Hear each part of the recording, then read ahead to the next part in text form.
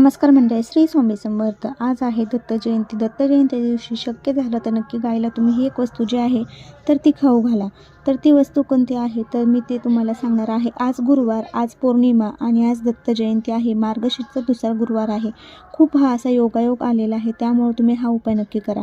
कणिक मळताना कणिकमध्ये थोडीशी हळद टाकून तुम्ही ही कणिक मळायची आहे. त्यानंतर आपल्याला हरभऱ्याची डाळ ही भिजत घालायची आहे आणि गुळाचा खडा घ्यायचा आहे.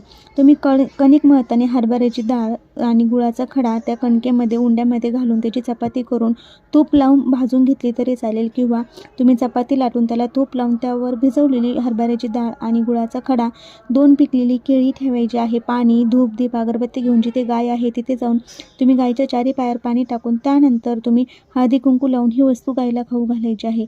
हा उपाय केल्याने घरातील सर्व अडचणी, शंका दूर होतील. मुलाची, पतीची खूप अशी प्रगती होईल. त्यासाठी दत्त जयंतीला गायला ही एक वस्तू आवर्जून खाऊ घाला.